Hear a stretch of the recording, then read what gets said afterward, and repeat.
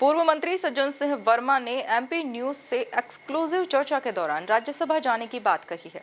सज्जन वर्मा ने अपने संसदीय अनुभवों का हवाला देते हुए कहा कि मोदी सरकार को टक्कर देने के लिए मैं कड़ा दावेदार हूं। इतना ही नहीं, वंदे मातरम को लेकर सज्जन वर्मा ने अपनी बात रखी। साथ ही महिला आरक्षण और प्राकृतिक खेती को लेकर भी अपनी बेबाकी दिखाई। देखिए खास रिपोर्ट। मध्य प्रदेश की सियासत में राज्यसभा सांसद की सीट को लेकर गहमा गहमी का दौर चल रहा है। ऐसे में कांग्रेस की तरफ से कई दिग्गजों के नाम चल रहे हैं। उनमें से कांग्रेस के वरिष्ठ नेता सज्जन सिंह वर्मा का नाम प्रमुख है, जो कि इस वक्त हमारे साथ मौजूद हैं। यदि पार्टी उनको मौका देती है राज्यसभा सांसद की सीट को लेकर, तो क्या वे इस जिम्मेदारी का निर्वहन करेंगे? आज के इस अहम मुद्दे पर बातचीत करने के लिए हमारे साथ मौजूद हैं सज्जन सिंह वर्मा जी। वर्मा जी, बहुत बहुत स्वागत है आपका। यदि पार्टी आपको मौका देती है तो क्या आप इस जिम्मेदारी का निर्वहन करेंगे? देखिए, राज्यसभा का सांसद बनना निश्चित रूप से भारत का वो सर्वोच्च सदन है जहां बैठकर आप अपने देश की बात कर सकते हैं, जहां भारतीय जनता पार्टी की सरकार जो जनहित विरोधी जो बिल पास करती है, लोकतंत्र की हत्या करती है, उन सारे विषयों पे खुल के दमदारी से विरोध किया जा सकता है। और जहाँ तक मेरी बात है, मैं 1977 में इंदौर विश्वविद्यालय का अध्यक्ष बन गया था, इलेक्टेड, दमदारी से चुनाव जीते, फिर पार्षद बन गया मैं इंदौर नगर निगम में, फिर मध्य प्रदेश की विधानसभा में पाँच बार एमएलए रहा, कई बार मंत्री रहा मध्य प्रदेश सरकार में, फिर सर्वोच्च सदन लोकसभा का चुनाव जीत के सांसद बन गया। तो संसदीय प्रक्रिया का मुझे एक लंबा अनुभव है। यहाँ छात्र राजनीति से उठ के सार्वजनिक जीवन की राजनीति में काम किया, खूब किया। तो यदि इस समय नरेंद्र मोदी की सरकार को जनहित के मुद्दों से जो भागती है, दिवा स्वप्न दिखाती है नौजवानों को, किसानों को, उसको घेरने के लिए अनुभवी लोगों की आवश्यकता है जो सदन के संचालन की प्रक्रिया को अच्छी तरह जानते हों, किस समय क्या मुद्दा उठाना। तो मैं समझता हूँ कि आई एम एलिजिबल, मैं फिट हूँ, इसलिए मैं अपनी दावेदारी रखता हूँ। हार्ड एंड फास्ट नहीं, I am not worried, but हो तो बहुत अच्छा, कांग्रेस को मजबूती मिलेगी। वंदे मातरम को लेकर सियासत का माहौल गर्म चल रहा है, ऐसे में आपका क्या स्टैंड है इसको लेकर? देखिए, इस सारे प्रकरण में जो नगर निगम की परिषद की बैठक में, बजट बैठक में जो घटनाक्रम हुआ, इससे मैं चूँकि इंदौर का ही बासिंदा हूँ, यहीं पैदा हुआ, यहीं पला बड़ा, यहीं राजनीति की,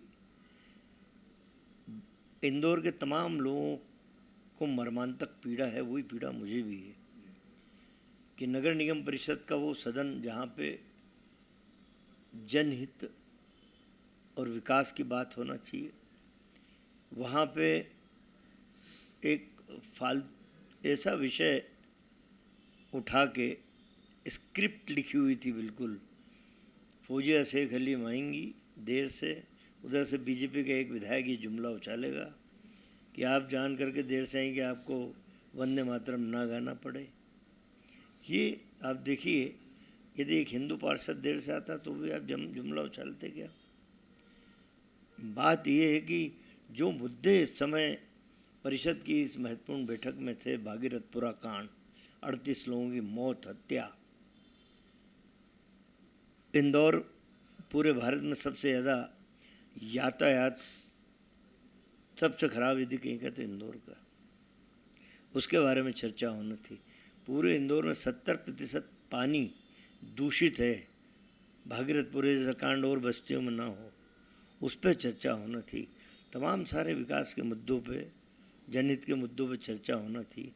लेकिन पिछली 2 बैठकों में भी मंदिर मस्जिद की बात करके, अजान की बात करके, औरंगजेब की बात करके 2 बैठकें और तीसरी बैठक वंदे मातरम के भेंट चढ़ा दी। तो इंदौर का नागरिक कहता है कि भैया कांग्रेस वालों और बीजेपी वालों अपने झंडे और डंडे लेके सड़क पे लड़ लो, झगड़ लो, लेकिन परिषद की एक बैठक में हमने जिन लोगों को चुन के भेजा है, हमने देवदूत समझ के चुन के भेजा थी, तो यमदूत जैसा काम हो रहा है।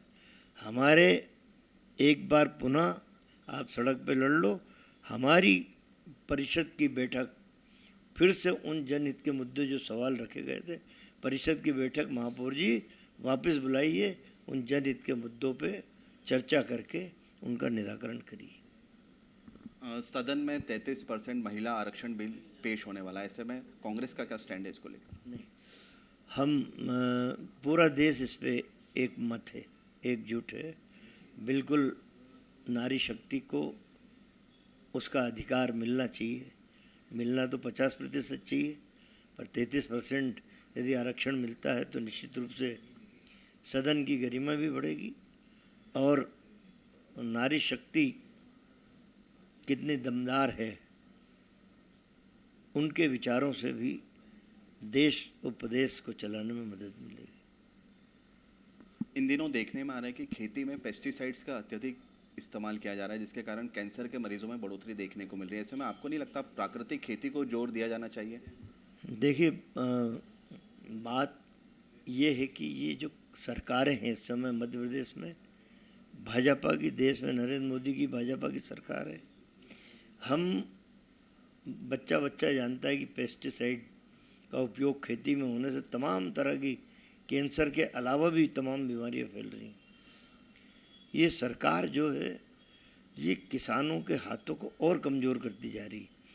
अभी जो फसल पैदा हो रही है उसका वाजिब मूल्य देने को तैयार नहीं है, एमएसपी लागू करने को तैयार नहीं है। यदि आज ये स्थिति है कि जो सोयाबीन है, जो गेहूँ की पैदावार का जो मूल्य है वो ही नहीं निकल पा रहा है, यदि हमने ऑर्गेनिक खेती किसानों ने की, जब इस पे उसको उसके परिश्रम का सही मूल्य नहीं मिल रहा है, तो ऑर्गेनिक खेती यदि होगी तो उसका मूल्य बहुत बढ़ जाएगा। उसका मूल्य ये सरकार देने को तैयार ही नहीं है।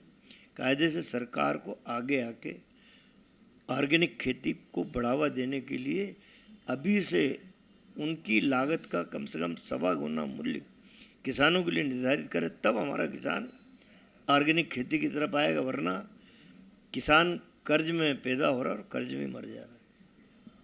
जी हाँ, निश्चित तौर पर तो ये थे कांग्रेस के दिग्गज नेता सज्जन सिंह वर्मा जी, जिनका साफ तौर पर कहना है कि राज्यसभा सांसद की सीट को लेकर वे एलिजिबल हैं और यदि पार्टी उनको मौका देती है तो वो निश्चित तौर पर इस जिम्मेदारी का निर्वहन करेंगे।